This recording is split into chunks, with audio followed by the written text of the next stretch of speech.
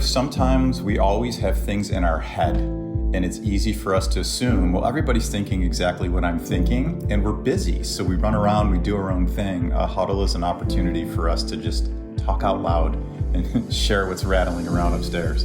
One of the best leadership qualities is flexibility. We've got to remember what the goal is. The goal is to win.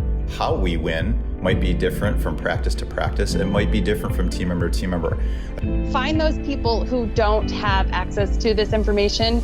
Maybe encourage them. Say, look, if we need to implement some type of team huddle so that we can be more cohesive in our work environment and actually like what we do, because the little bits of drama don't drown out the reward of actually helping people achieve optimal oral health, just do it. Get ready for your unofficial dental hygiene podcast. These are the tales of two hygienists, one East Coast RDH and one West Coast hygienist. Listen as they tackle the profession of dental hygiene with humor and enthusiasm. Now, please join Michelle Strange and Andrew Johnston as they tell you a tale of two hygienists. Welcome back, everyone, to another episode of Tale of Two Hygienists, episode number 306. My name is Andrew. And this is Michelle. How are you, Andrew? Well, how do I answer that? I'm great, Michelle. Thank you for asking me about me. In 306 episodes, I don't think that's ever happened. We probably should have rehearsed this intro. I'm doing very well. How are you doing, Michelle? Currently crying. Yeah, I so rarely ask you how you are. You just have so many things to tell our friends, our listener, and you usually go right into it. So I'm taken aback. Thank you, though. That was very kind of you. Well, welcome to our dental hygiene podcast, our dental podcast. I know Andrew gets all upset when I say dental hygiene podcast, but welcome. This is going to be a fun one. It is going to be a fun one. Roundtables are always fun, right? We really enjoy the roundtables. Okay, so there was one thing that kind of bothered me in this roundtable, and I didn't want to call you out. No, not bothered me like in a bad way, but bothered me because I didn't know what it was. I think our audience knows that you have a bunch of weird words that you use all the time that are like made up words, or maybe it's like your Southern South Carolina, whatever. So, like what? Okay. You referred to, was it nabs or nibs or? Nabs. A pack of nabs. Okay, you said that. I don't know what that is. Oh, like the peanut butter cracker cookie thingies. Now, is this a brand name? I think it was a brand name. Okay. So, is this a name for all peanut butter cookies? No, I think it was the brand name. And and I kind of forgot that I had said that, but it comes from my very first job in dentistry. It came from a fight between the doctor and the assistant. I worked in ortho, and I was 17 years old. If y'all listened to this podcast for a minute, I was 17 when I started in dentistry, and worked as like the assistant's assistant. And then when I hit 18 and graduated high school and stuff, I went and got like certifications and everything, right? So there was an orthodontic assistant who had worked with this orthodontist for decades. And so they were very comfortable with each other, right? And he implied that she wasn't working, or like, where was she? What was she doing or whatever? And she's like, what the hell do you think I'm doing back there having a Coke and a pack of nabs? I'm out here working my ass off for you. And so that has just been my like go-to. Like, what do you think I'm doing? That is kind of so forgot good. that I said it, and that is something that I had brought. So that came from my original like moments in dentistry and it's just stuck with me since. Oh, yeah. But God, I can see it's it. Kind of cute, Isn't honestly. that great? When you see those fights, like I can see her come around the corner because she heard him. Like, well, what is Joe Beth out there doing? And she's like, what? I was like, I think they might fight in front of patients right now. And being so young, 17, 18 years old, just being like, oh my God, she's talking to the doctor like this. And now I'm like, oh, I got it. I understand it. Yeah. It takes a minute to get there, but like, nah, that feels right. Yeah. Yeah. What else? Did I say something else? I'm sure he said lots of other things. It was just, it was a pack of naps. It just threw me. I had to write it down, but then of course my notes disappeared. So yeah, well. Okay. Before we get into the episode though, I think we need to read a couple of reviews because I've been lacking on bringing those to your attention. Yeah, that's fun. All right. So these ones are from last month. These are from October. We have two of them. The first one was from October 7th from MSTUGGA. Mustuga? Mustuga? Oh, whatever. 5 stars. The title of it is I Love a Tale of Two Hygienists. I've been listening off and on for several years. I love the fun facts now. You guys are always coming up with some good, productive information. Thank you. Oh, that's great. Isn't that nice? All we ever wanted. Yeah. I do love the fun fact, or they probably mean fast facts, but like I like fast facts, yeah. That's been very, very popular. I think with a lot of our listeners. That was your brainchild, yeah. Collectively, it was all of ours. I think we all worked on. I mean, it was a derivative of Tipisodes, which was yours, right? So it was like it kind of was trying to take the information that we were hearing back from our audience. They said they wanted shorter. They would listen through it all. They wanted quick, and so we created something. So, okay. The next one is from our friend, it's actually from Amber, our friend Amber, the Latina RDH. But she didn't actually say that I was her, but it says the Latina RDH on there. October 21, it was entitled Numero Uno. And it's 5 stars. I've been listening to ATOTH for years, and this is how you know that she's been listening, because she calls it ATOTH. Exactly. you know the acronym. So I've been listening to ATOTH for years. Love Andrew and Michelle. I love that I get first billing, by the way, on that one. I especially love episode 302. Oh, alphabetical. That's right. I especially love episode 302. Talking about the KOL industry is something we need to talk about. And she loves her Amiga Eden and everything she stands for. So that was nice. Too. Yeah. So those are the 2. Fun. Love that. Totally forgot that we haven't done that in a minute. So no, I'm sorry, guys. That's my fault. Yeah, you're the worst. Mm-hmm. Worst. Oh, can I tell you something else? Sorry. Oh, sure. It's like the Andrew. So this is what happens when you say, Andrew, how are you doing? Now I start thinking of things that I want to talk about. I think last episode I started talking. Oh my gosh. Anyways, so I just recorded last night an episode for your dental top 5. Can you believe it'll be the 100th episode? What? Yeah, it's coming out in Thanksgiving, and it talks about the things that I'm thankful for. And you are not the number one, Michelle Strange. I'm so sorry. Wow. But I want you to know on our podcast, I wanted to say it out loud to our listener that I did feel it, but I feel like that was implied, right? Like I feel like I shouldn't have to say it out loud. That's just like, oh yeah, duh. So sorry. Well, so don't get offended when you're not mentioned on my list. It's fine. I know I'm not appreciated by you on any level. It's fine. I think I made a caveat like where I'm like, well, we're just assuming that family's always gonna be number one, so can we just not say that on the episode? Because it's a list of things that we're thankful for. And you're kind of including that, like you're Auntie Mish, right? It's like you're family. I'm in that family boat. I get it. It's fine. It's fine. Gosh, it is almost Thanksgiving. Mm-hmm. Like what in all the land? And I know I've said this multiple times on this podcast, and we will throw to the episode, but I am still not able to fully comprehend, and I wonder if I'll ever be able to get to a place where it doesn't feel unsettling that we just went through the craziest time, hopefully the craziest time that we will ever experience in our lives and our children's lives, and by ours I'm saying yours and everyone else's, and that we've ever seen with this pandemic. And we're kind of getting back to normal. It's like another holiday. And then, I mean, I'm going to be like super ridiculous about this, but like, again, we don't have universal health care. Like I feel like nothing has progressed. And here it is, another Thanksgiving after like just this major thing that the entire world just went through. And I'm like, ugh. These are the things that I journal about. Well, I think, and that is definitely true to an extent of what you're saying. Like big picture, like things still haven't changed. I think on the micro levels, of course, I want to get back to the Philippines, and I was looking at the vaccination rates in Manila proper, and then versus the rest of the Philippines, and it's astonishingly higher. It's not where it needs to be, but it's astonishingly higher than I thought it was going to be.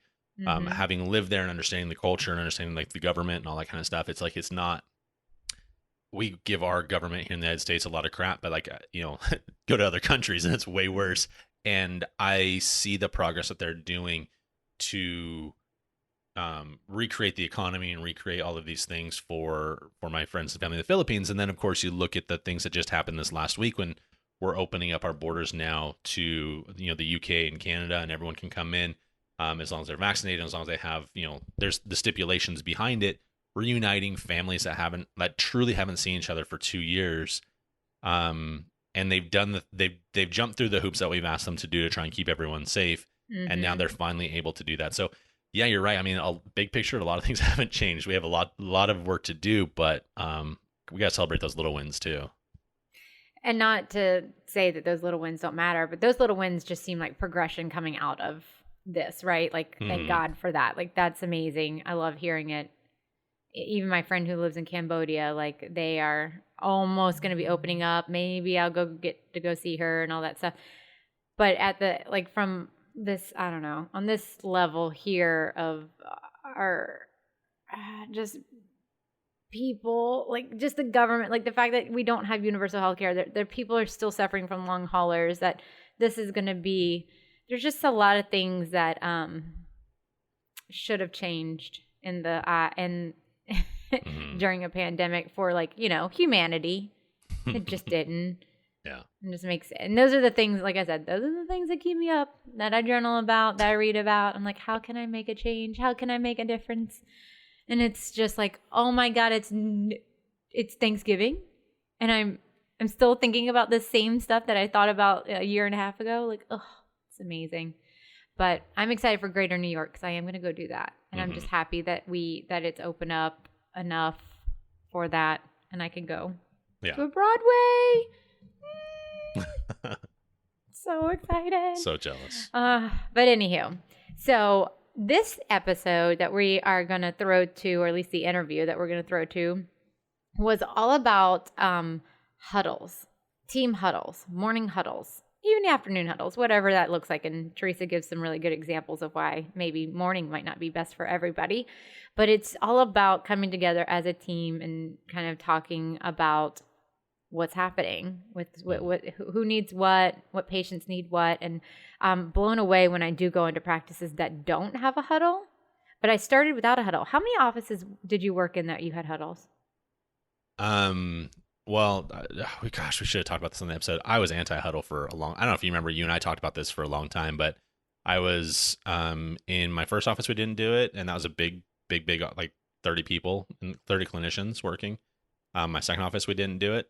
And at my other office, they wanted us to do it, but no one ever did. And so now it's something that, at our company now, it's like, it's mandatory. You guys have to do it. But it's been most of my career that we haven't done huddles. So I think if I had not had a huddle in an office, I probably would be like, let me just come in, do my thing. But I have experienced the good side of a huddle. And what that looks like to just be like, even from a personal standpoint, and we talk about this in the podcast, but we being like, hey guys, my baby was up all night. I didn't sleep well. I'm struggling this morning. And me being like chipper, whatever, I'm like, oh, well, I can handle all that stuff that you normally do. Like, go back and have like a cup of coffee. I got this. My patient's late anyway. Or, like just having that kind of like, let's show each other that we really are a team. But then also looking at the schedule, which I did an Instagram reel about this a few weeks ago, where I was like, I can't do this. I can't do this. And just like looking at your schedule, knowing that you've gone through your charts, and I have every single person needs a full mouth perio probe. Every single person needs x-rays. Everyone needs a medical history. And I'm like, there's a small chance I'm walking out today. So like, I don't know what we can do to get ahead of this. But I can't do this. And the team stepping in and the assistants being like, okay, well, I'm not going to be in the doctor on this one. So I could grab the x-rays on your patient because I'll know you'd be running late with a full mouth probing and exam on this one. And then we'll just like alternate it like that. I'm like, oh, what a great thing to hear after looking at that schedule. So I think there's some good things and there's some really horrible things where it becomes a bitch fest, like we mentioned, but not to give it all away. So we're really excited to have these three like awesome humans in our industry, Dr. David Rice, Teresa Duncan, and Rhonda Holman, all individually amazing people in our industry. And then together, I mean, I keep joking, like I could not believe they all said yes and they were all able to come on, like so great. Yeah. So enjoy this episode on Team Huddles. Before we get to the interview, we want to say a big thank you to Paradise Dental Technologies, or PDT, for supporting the continuing education portion of this podcast for so many years. If you do not know already, many of our full-length episodes count for CE. You'll find the links in the show notes, or you can sign up for our newsletter by going to taleoftwohygienists.com. When you sign up for the newsletter, we will periodically send out links to shows that have expiring CE courses attached. And none of this could be possible without the support of the amazing people over at PDT. So check out their hygiene and other instruments at pdtdental.com. That's pdtdental.com. Now, on to the interview. So I'm really excited for this roundtable, not only for the topic, but because we have some amazing guests on here. When everybody said yes, I was like, for real? Everyone's going to do this? I'm so excited. And everyone has the time to do this, which is you guys are also busy people. I know, like this was so nice. I'm so excited. So what we're going to kind of talk about today is huddles and what are the pros and cons to it? And if you are doing it, what's the wrong way and the right way to do a huddle? And so I have David Rice, Dr. David Rice, Teresa Duncan, and Rhonda Holman on. And I am so excited to have all of you on. Welcome. Hey there. Thanks for having us. So, Dr. Rice, you're next. You're in my little square. Give us a little something about who you are, what you do. Oh boy. All right. Dentist 27 years. Crazy to say that out loud to everybody. And founded a little company called Ignite DDS. We build community and education for lots of young dentists. We work with lots of team members and just really try to unite everybody together and hopefully raise up this next generation a little better than I was raised in my day. Yeah, and y'all are rocking it out. Rhonda, you're next on my screen. I am Rhonda Holman. I am a 22-year dental assistant, and I'm really excited about that because the first 20 years I didn't really know what I was doing. So I'm loving the last 2 years. It's been exceptional. And you're also a part of the Ignite team, yeah? I am. We're trying to not only help dentists, but help the dental assistants and front office and anybody who's, in patient care. Just understand it. There's a hard way and there's an easy way. And the best way, like we used to learn from our elders, when we all lived in tribes and like things were easy. You didn't have Google, but like you knew what not to do. And so we don't have those networks anymore. And I think at Ignite, what we're really trying to do is say, there are other ways, like you can actually enjoy your job. It doesn't have to be hard, That's so true. And then repeat a guest. I've lost count. Teresa, how many times has this been? Teresa Duncan? I don't know, but every time is awesome. And also a Tipisode host. Done quite a few Tipisodes. Amazing. Well, and I've got Nobody Told Me That and Chew on This, which are on the Dental Podcast Network. So I am like all wrapped up in the Tale of Two Hygienists ecosphere, right? Always bringing the best content. All three of you are. So thank you so much for taking the time to come on our podcast today. And like I said, I really wanted to talk about Team Huddles. And what triggered this was a Facebook post that I saw where somebody was like, I really want to do Team Huddles, but the rest of the team is not open to it. I think a lot of people were like just moseying in. Nobody actually got there at a specific time to actually do the huddle. And then the 200 plus comments under this were all over the place around the good, the bad, the willing to have huddles. So I was like, man, I bet this would be a really good topic. So I kind of want to toss the question out there. Should we be doing team huddles in our practices every day? Heck yes. I think you have to have some sort of meeting or some sort of huddle, whether it's an actual huddle. I think when people hear huddle, they think, okay, it's that morning meeting where everybody's just annoyed, they have to start the day, but it could be something different. But I don't see how you coordinate all the different little things that happen in the practice unless you have some sort of meeting of the minds or at least one central hub. I find it odd to not meet. I think that's where I'm coming from is what does it look like when you don't meet? And I've seen that too many times. I don't like it. Yeah, seriously. Rhonda, do you have something to chime in there? Because I heard a very strong yes from Dave. Well, as a dental assistant, there's so many things that happen before that first patient. We're usually one of the first people in the office. We're setting up operatories. We are planning out our day. If there is a curveball in that day, and it could have happened, after hours. So, like front office gets a message, hey, Bob canceled. He got in a car accident last night. Like these are imperative things that I need to know because then I can plan out. Like if I already have a patient in hygiene 2 or op 2 that we know has treatment needs, like I can go ahead and get that ball rolling, prepare, the information that we're going to be like, last time we talked about this cavity you had on 3 mesial. We have an opportunity now to go ahead and get that done. And these are all things that happen like super fast. Like, what if I need to like move the schedule around? And I couldn't imagine not being prepared for these curveballs without having that communication. Seriously. Totally agree. So, David, do you have some? Yeah. I was going to say, chime in there. Yeah, totally. So, for us, it's interesting.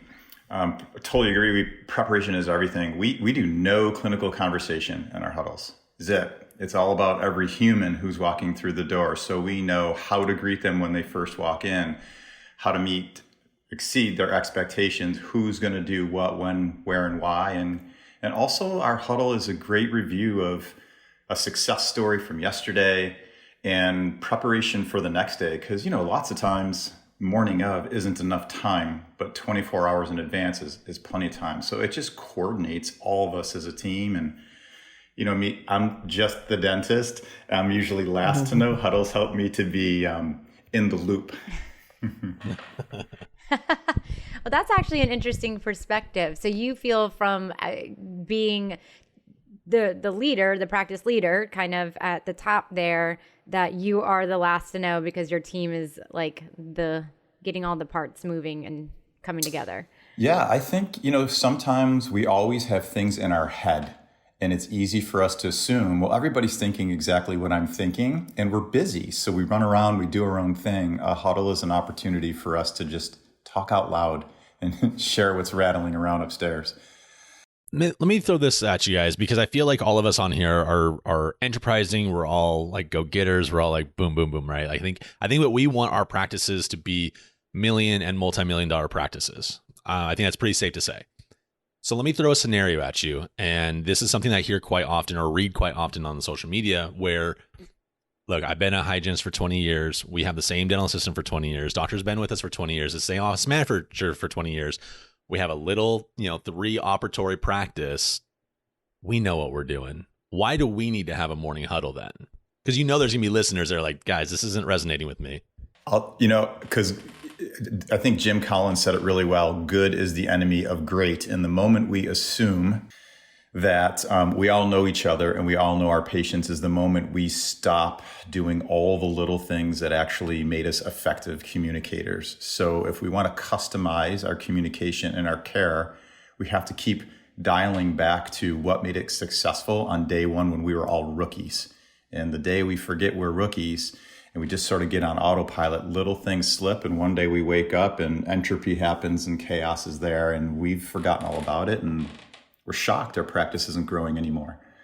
So I do know some offices that are very small like that. They've worked together forever. And it was interesting when one couple came up to me as a husband, wife was practicing, husband was the manager, and they had one assistant. And he said, we don't have morning huddles, we have morning snuggles. And I said, wait, what about the assistant? And he's like, well, she kind of lets us know what we need to do during the day too. So, and they've had that for a long time and it seems to work out from what they were telling me. But I think what David said is right. If you are okay with that and you're okay with it being that way for a long time, then okay, I'm not going to argue with you, but I don't think you can get to the next level by doing the same thing. So if you want to raise your goal, if you want to advance the practice, there has to be some communication there to get to that next level, or else it does stay the same. I mean, status quo is status quo until someone rocks the boat a little bit. I completely agree with Teresa. And I think about all the things, all the opportunities that we've had by having these morning huddles.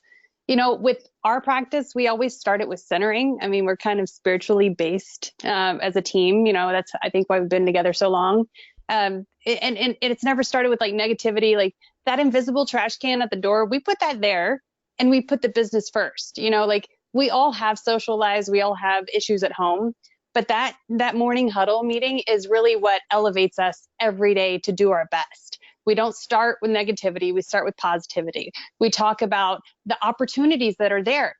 These are little things that would slip right through the cracks. Like, did you know Billie Jean's daughter hasn't been in over a year? When she's here, ask her about that.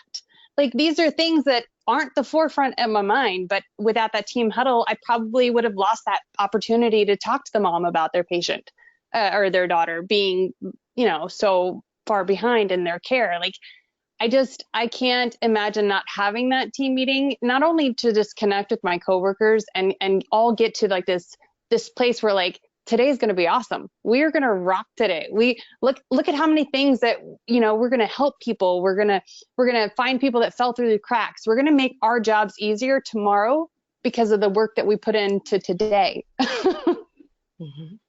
Can I add to that for a second? Yeah. Awesome. So first of all, Rhonda, I'm thoroughly impressed. Billie Jean. I thought that was just a Michael Jackson thing. But second of all, I love what you said about starting off your day positively. And that is our goal.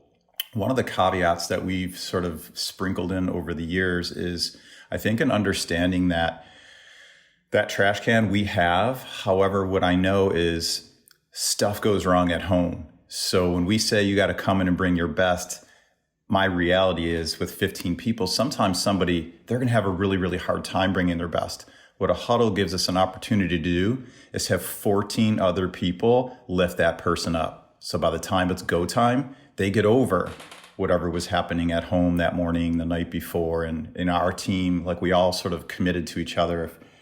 If I'm coming in the door and I'm not a 10 out of 10, like my job is to say it. Hey man, I'm a 6 today. I need some help. And then it's everyone else's job to help elevate them. So I loved what you said.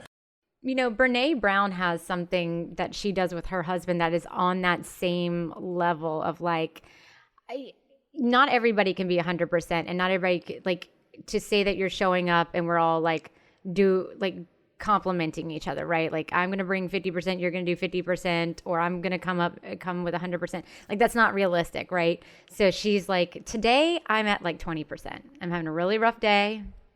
And if you could bring the 80, that'd be really cool. But if he was like, I'm also at 20%, and we're like, okay, what do we need to take off our plate, or what do we need to change, or how are we going to tackle this day with us both being like close to empty? And I think that's very much the same. Like, I'm at a 10 today, like, and if you're at a 6, like, let me share some of my 10 with you. Like, I think that's really, really cool. Could you not get Brene on the podcast today? Is that a problem for you scheduling wise? Y'all, because she would have been a lot better saying that. Brene, you think I am not kidding? I have invited Brene Brown onto this podcast. That is 100% the truth. She declines a little hygiene podcast. She declined. Huh? How about that? She declined. It was fine. I was not insulted at all. Wait, so we're like the B team? Like, what's up? Like, what's that about? That's what it sounds like. Called off I feel the like bench. you guys are second string. Well, just to flip what Andrew just said around, because, if we're looking at our students and we're saying, okay, you might go into a small practice that is like, no, we got this. What's it going to be like to go into a large practice where you have multiple dentists and like 4 hygienists and multiple assistants and you got all these front office team members? How does that happen? Because that feels very much like a herding cats. And I've worked in a 15 practice office where we did not do a huddle, and I can't imagine trying. So Teresa, I saw you have an opinion on that. Well, it's structure. It's got to have structure. And the problem that I see is, and I did this. We went from 2 employees, me and the dentist, to 3 to 4 to 5 to 10 and higher, and then shrunk back down. When you're at 3 people, the structure is kind of there, but it's not really, it's whatever you need to talk about, what's important. But when you get to a point where there's a lot of voices there, you have to have some structure. And so for me, the biggest help was a huddle form that we had. And in the afternoon, before you go home, you just quickly scan your stuff for the next day and you fill out this huddle sheet. And it's not like a huge form or anything like that, but everybody was responsible for doing that. And then if for some reason they weren't able to be there in the morning, their huddle sheet was there and someone could take a look at it in case we needed to get a temp in. These were the problem spots and all of that. But I think if you just get people together and go, okay, what do we need to look out for? That's a recipe for disaster. So even if you're at the 3-person mark, it may not be a bad idea to implement this before you get to a higher count of employees. And it just kind of walks you through. It reminds you what you need to be looking out for, who's responsible for what. And we can go into what that looks like later. But I think if you try to do it without structure and without a leader of the huddle, and it doesn't have to be the same leader, but you have to have somebody who's leading the huddle and can cut off, Teresa, who likes to talk about whatever for forever. I mean, you need to cut that person off. And talk about the business of the day. So with our practice, each person gets assigned a week. And that week is your week to present and lead the meeting. And what I really like about that is everyone has their own style of communication. And it's really helpful because you actually get how they process thoughts. There's one thing to misconstrue what somebody really meant when they said what they said in between patients. But when you get to see them in action and how they communicate and how they feel most effective with that communication, it has been really helpful. We have a printout, we cover this, we cover numbers, we cover patients, who's due, who's overdue, who has treatment needs, who has outstanding payment needs, who has, benefits that are remaining for the year. These are, super easy. Even the shyest team member can totally rock at this and bloom.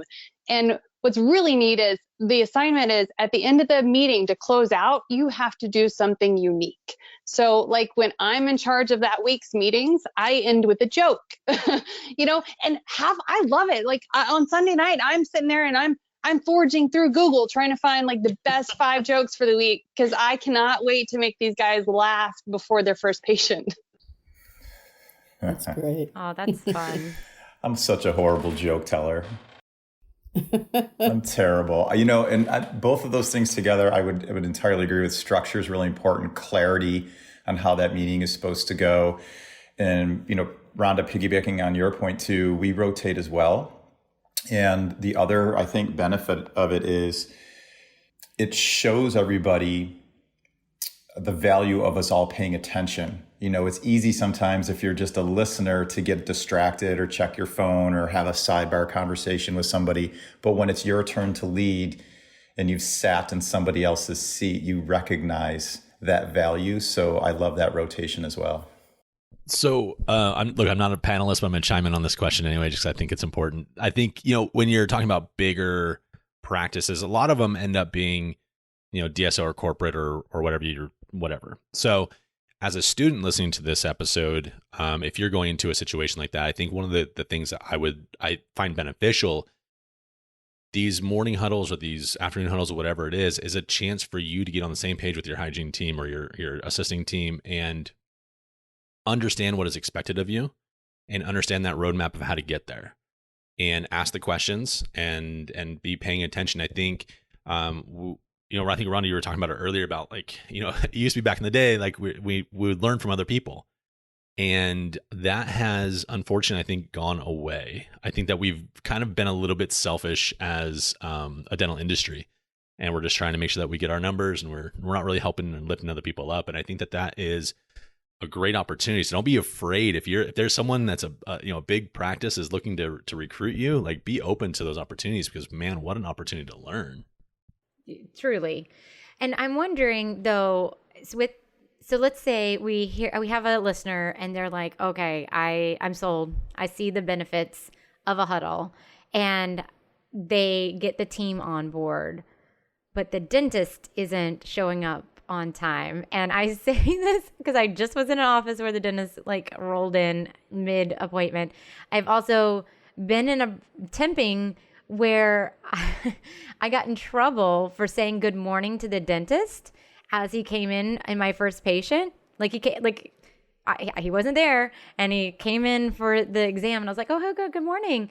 And he was pissed, so mad. And he told the team, tell her, like, don't say good morning. I don't want the patients to think that I'm just showing up. And I was like, oh, so this is a me problem.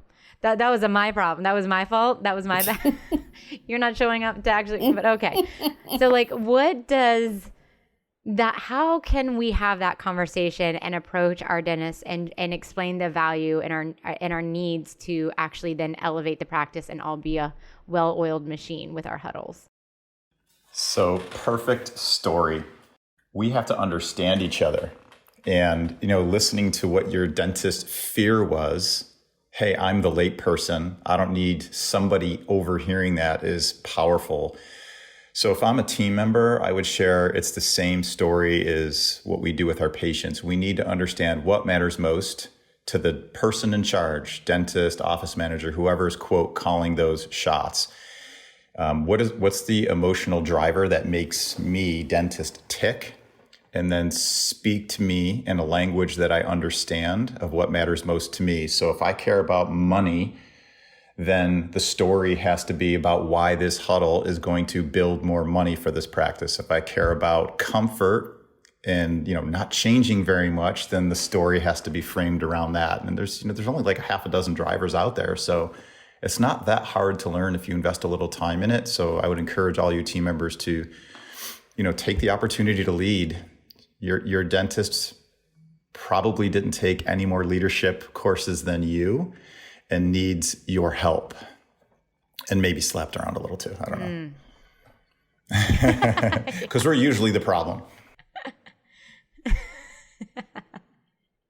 So one thing that I've learned is that if the dentist doesn't show up on time, they still expect the meeting to happen, and then they can just get briefed real quickly in the hallway. So it really defeats the purpose of the huddle. Like I think the common misconception is that the huddle is really for them, not for me. They're just going to point me in the direction I need to go to anyways. So why do I need to be there? And it's really demoralizing for the team. So but I can understand at the same time. I always sort of picture myself, what if I were the doctor and had to be in charge of this? And I would not see patients before 9:00. I just wouldn't. That's not how I operate. So I can understand if a doctor is wanting, they start at 7:00 and the huddle's like at 6:30 and they're like, oh my gosh. So in that situation and in other situations where the doctor just cannot get there on time. And then also when you have split shifts, sometimes the solution is to do a midday huddle. And so if your doctor is just not willing to roll out of bed to get there early or on time for this, then they're already there at the office and they're there during the midday. So you've got them trapped. So that's when you have your meeting. So they have to be there for that meeting. And for somebody like me, who's not a morning person, when we switched to a midday meeting for a while, because we had situations that necessitated that, I actually thought that I was at my best at those meetings, to be honest with you. Great point. So, and before I jump to Rhonda, so what I'm hearing is maybe the huddle isn't necessarily something that has to happen every single morning. Oh no, it could be midday. It could be in the afternoon. There's lots of offices that have to do midday because of shift changes, people coming in at different times, and then you have and we can talk about what that looks like when you have complete shift changes and you have to communicate with that, but. The worst time to have it is at the end of the day because nobody's heart is in it. But midday and morning is, I don't think you have to do all morning. Yeah, to answer your question, I don't think you have to do mornings. Okay. No, just to follow up on what Teresa was saying is there was a period in my career where I could not make it to the morning huddle and I was devastated. Okay. I'm a go-getter. Everything's 100%. I don't go less than max speed or whatever. I would actually have the other DA FaceTime me so that I could be present in the huddle. I didn't want to miss out on important information. I didn't want to not feel connected to the team and I mean, there's just a way that we can, like a workaround for some of the dentists that do the split shifts. They can still be there when the majority of the team is there. There's a HIPAA compliance issue, as long as there's no like full name said or it's not pre-recorded or anything like that. But it was really helpful. Like that is how much I believe in a morning huddle, that I'm sitting here changing a diaper still in the meeting. Those are both amazing points, and to me, examples of like one of the best leadership qualities is flexibility. We've got to remember what the goal is. The goal is to win. How we win might be different from practice to practice. It might be different from team member to team member. I think it's, first of all, so cool. I know that's so you, Rhonda, which is incredible. That shows the team something. And the fact that your practice embraced that shows me a lot about the culture of your practice. That's a really cool. I mean, there's so many ways to do this. We just need to win the game. How we win is going to be different for all of us. Gosh, I feel so old because when we had to do the split shifts and switch to the midday, we didn't have FaceTime. We had pagers. And oh my goodness, I'm thinking, wow, FaceTime would have been amazing. But that's why we did these split shifts, was because of the baby issues. And then there was always somebody who had some issue in the morning. There was one time we had an auxiliary that was going through some medical treatment. The appointments were in the morning. And so it was just easier to do things midday. But my goodness, the things we could have done with FaceTime, Rhonda, goodness. Truly. So I do have kind of a trick question. Could you be doing a huddle so badly that you might need to just cancel it? Just like, you'll take a minute and don't do it? Yeah. And like, what would that situation look like? So coming from the office manager side, we're sometimes the worst. And so sometimes the office manager uses the huddle as the way to say, this is how I want the day to go. There's one big voice that says, this is how I think the day should go. And this emergency patient will get put in here, and this person will get in here, and she can't help you with perioprobing today because I need her to do this. And that's the worst. You don't want that kind of thing. And then also, if you have people who are just really disregarding the meeting, like we have the meeting and we decide that, this is when we should be helping each other out, all the different scenarios that come up. And then there are just key people that just don't listen. Like they just attend, and then they do what they want anyways. So if you have that situation, the huddle is actually hurting because what you're doing is introducing all sorts of conflict and resentment into it. And then the doctor is the one who's going to get the biggest blowback because he or she isn't doing anything to stop it. Sorry, David. You're totally on point, Teresa. And, I half joke when I say that the dentist is the predominant problem in dentistry, has been for the last 100 years, will be for the next 100 years. But, the two things that stand out to me are, Rhonda brought up earlier, that positive mindset. So when, the kiss of death is somebody looking at a schedule and going like, David Rice is coming in today. And everybody's, starts commiserating on why that's a horrible thing or their horrible patient.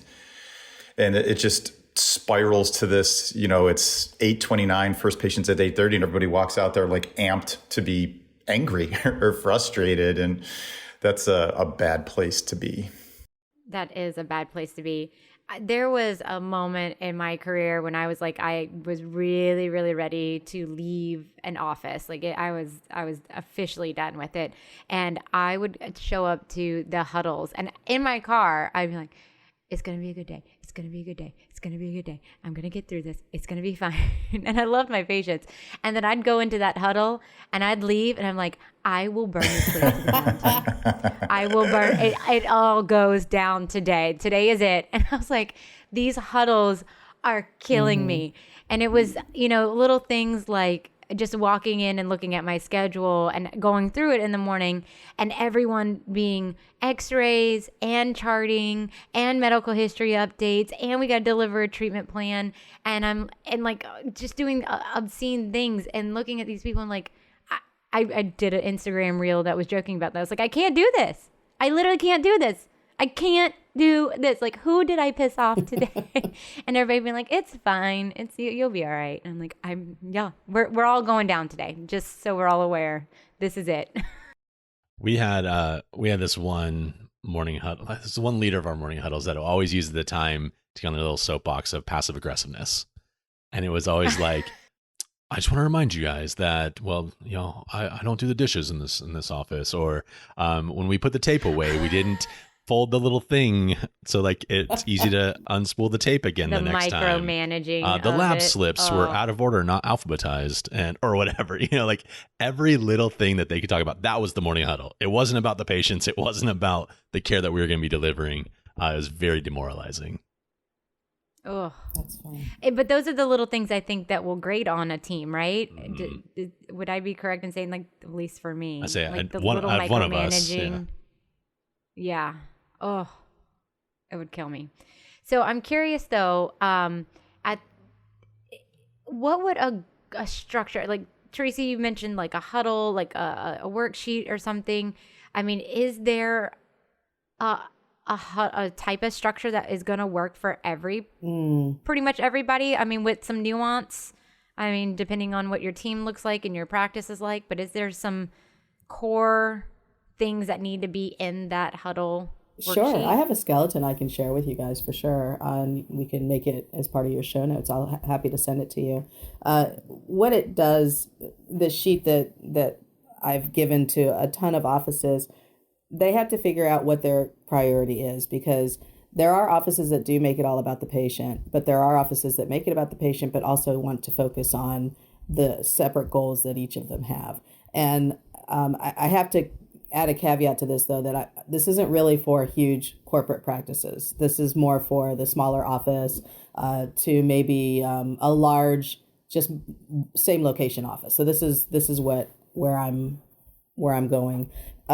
So the first thing that we do is each team member has their own section. The sheet is one sheet, but there's a section for clinical, there's a section for hygiene, there's a section for the managers or the admin side. And what they do is they bring up their points of what it is that they would like to have addressed for that day. We point out possible trouble spots, and we point out things about the patient. Like maybe we need to congratulate them on something. Maybe the admin team typically hears things on the phone when they're making the appointment, and they want to remind them, somebody's getting married or whatever. The manager is going to pay attention to where we are goal-wise for the month, because I think that's very important. A lot of offices don't do that on a daily basis. They just do it on a weekly basis, that part, which is fine. Every day, we start off with things that went well yesterday, and the one trouble spot for you for that day. And that doesn't turn into a bitch session, which can happen, right? So that's why the person who's leading it has to be very strong about it. But that one trouble spot, the team may not have been able to have a postmortem on it. Maybe it happened yesterday and it blew up, and they just haven't been able to get together to talk about it. That's the time that really quickly, either we table it for the next team meeting, or we just say, one thing I observed is this, and then maybe that can help for today. The doctor is going to point out when he or she may need help with a certain patient. If they're problematic, maybe you need 2 assistants, or maybe you need 1 assistant and 1 admin just helping out. Financial presentations, we need to point out when that needs, we may need some help with this. Of course, hygiene's going to need help with probing, or if they run late, maybe there's a patient that's scheduled for not enough time. I mean, there's all sorts of things on this sheet that you could use. And then the last thing is the doctor is the one who ends it on a positive note, but that can also change too, because for Rhonda's point, like if somebody if somebody is in charge of it, then they should be the one that ends it and gives a positive note, but it has to end on a positive note. But I heard, that it's all about the patient, but I think there are offices that also do need to hear about the patient, but they also need to hear about the logistics behind it. So I'm not saying patients are faceless in this point, but there are operations that need to be addressed on a daily basis, especially like things, for example, like your lab case, you're really nervous, it's running late, and patient's at 3, and we have to make sure that case is there by 9 for whatever reason something happened. So there's a lot of logistics and operations involved in there. But that being said, this meeting, if it lasts longer than 15, 20 minutes, that's not people are going to start to hate it, because it's a big time suck. And it usually, if it takes that long, it's usually one thing that goes wrong consistently in one department, and we need to address that.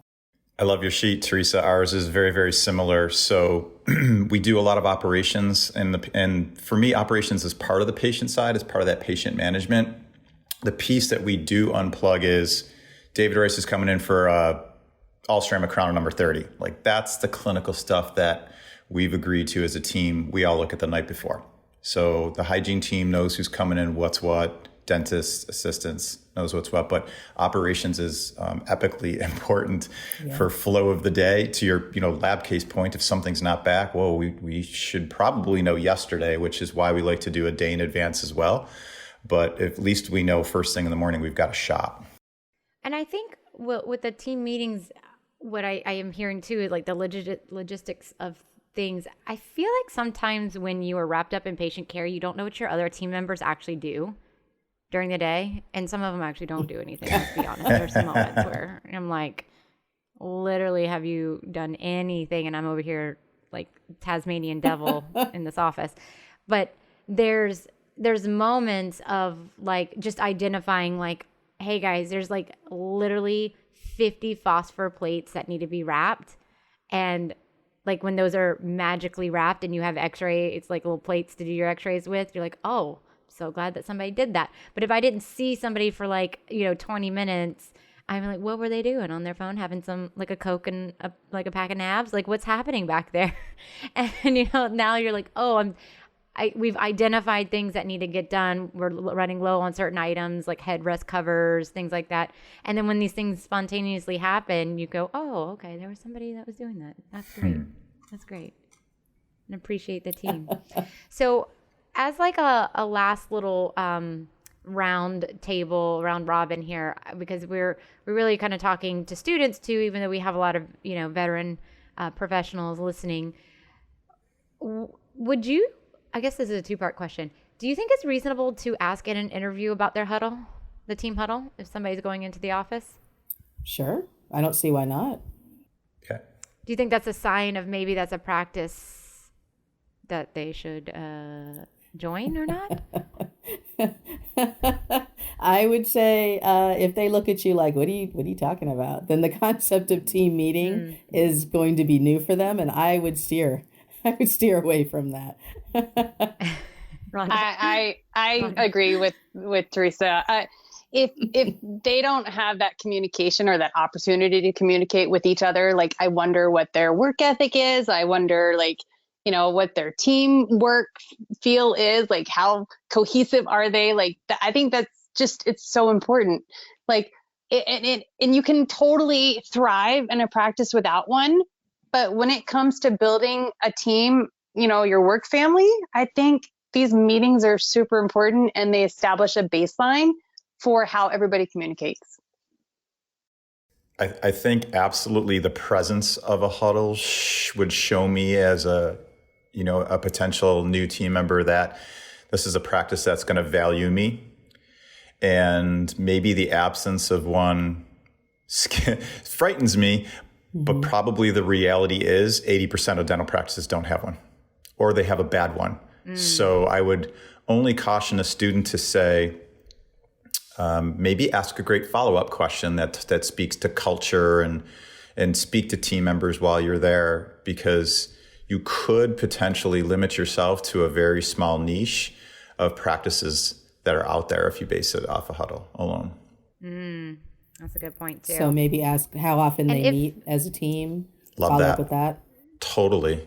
Yeah, because I think you're totally on point, Teresa. It's an absolute indicator of long-term success and happiness. But I think all of us here know we could point out the top 20 percenters and we could point out the bottom 20 percenters. But And if you had some advice for anybody who's like, yep, like I said before, I'm on board. I hear it. We don't have it. I think we could benefit from this. How do they get that started? Do they approach the leader? Do they approach the team? And then they charge the leader, like, aggressively charge the leader. Like, this is what we're doing. Any suggestions on how somebody could get the team on board for this? For me, I would say depends on the leader. So I'm a driver. So charging me, it's a good thing. I'm going to respond to you. I'm going to respect you. Now, my partner, Mark, who's highly analytical and very soft-spoken and professional, like he might be the leader you walk in and sit down with and you bring a rationale. You bring logic to him and share. These are the reasons I feel this would be really, really helpful. Are you open to just giving this a go for 60 days? And if it doesn't work for us, we can game plan again. So different styles. I agree with Dr. Rice.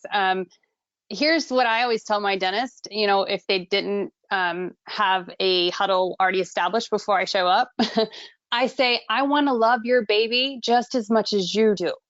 But I need to know what your goals, expectations, and dreams are for this practice. I want to align with you. And if a morning meeting can help us get to not only production goals, but get to understanding each other's needs without arguing or the petty stuff that comes with all that work drama, like there are so many rock stars in this world to learn from. And, Dr. Rice, Teresa, Michelle, Andrew, you guys all know who you are. These are people that are going to tell you why it is a benefit to you. And if you can find the value in it, and if you can see how it can help you guys be a more productive team with less drama, with less heartache, because I didn't know what I didn't know. I think it's super helpful. And Dr. Rice, you're right. I mean, let's try it for X amount of weeks. If you don't see a benefit in the way that the office flow goes through a whole day of patients, then we'll recalibrate and figure out something else. I'm so calling you Dr. Holman from now on.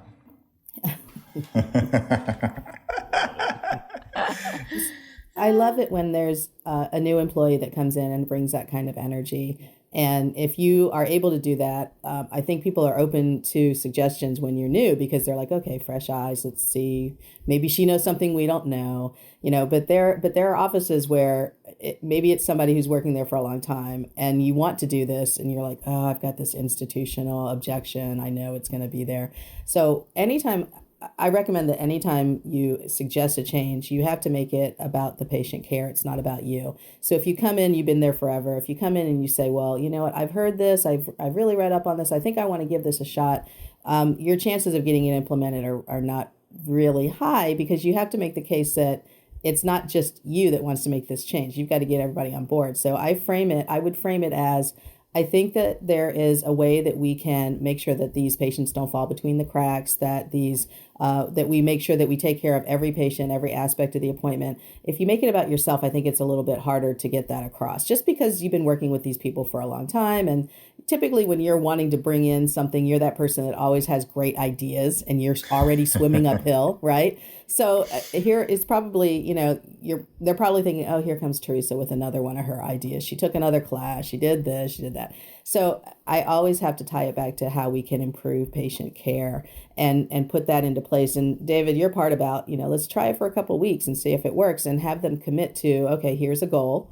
And then what you need to do, since you're bringing the solution, is you need to track how successful that solution has been. Not every day going, see, I told you this would be better. Not saying that, but at the end of a couple of weeks, say, a couple of ways that we avoided real big hassles were, remember on this day, we were able to talk about this and we spotted that there was going to be an issue with their insurance and we spotted this and spotted that.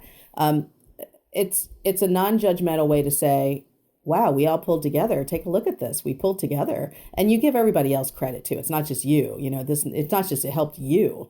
It helped everybody.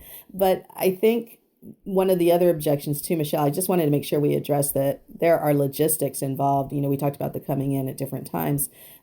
What I found that has been helpful is identifying a point of contact for people who come in at different times. And it's their responsibility to check in with that point of contact. As an example, everybody's at the team meeting except for, say, Andrew, who for 3 weeks has to be, late because there's something going on in the morning. Okay, so it's Andrew's responsibility to check in with me when he gets in And then I am going to catch him up on everything that happened in the meeting. That's maybe a 5-minute conversation, right?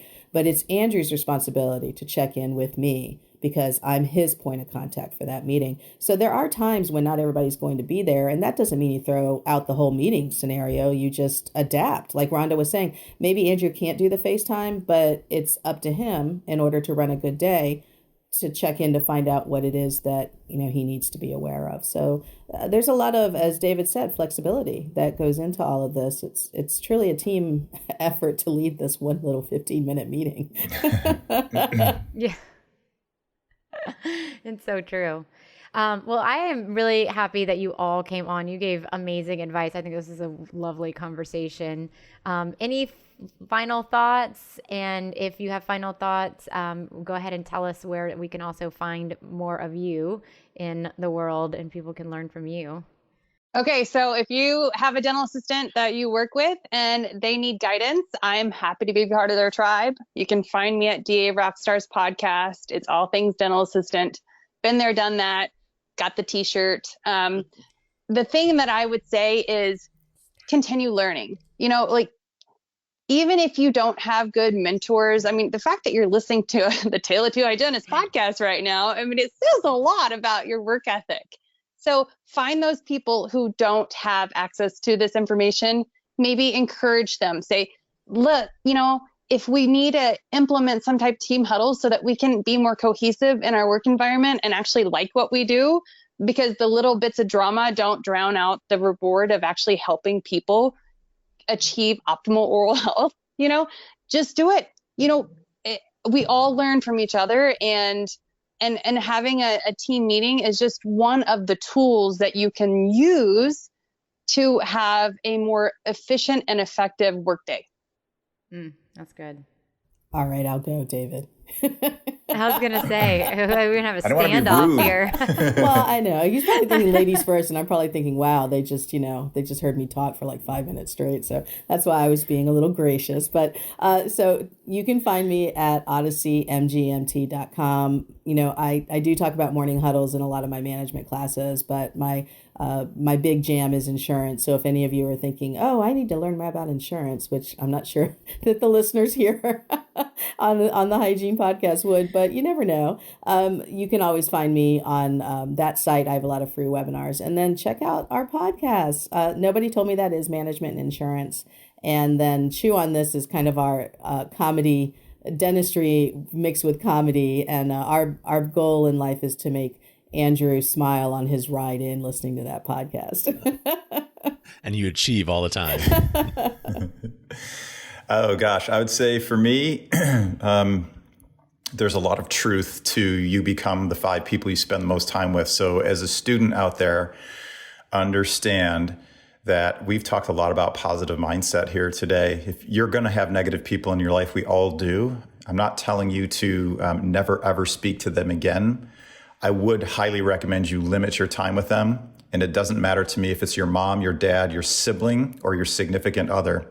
You will become the best version of you when you don't allow that in your life on a regular basis. And if you're a dentist out there listening, I would encourage you, team is everything. We are limited by how great we all are together. This is not a journey that you can take alone and be really successful and or happy, in my humble opinion.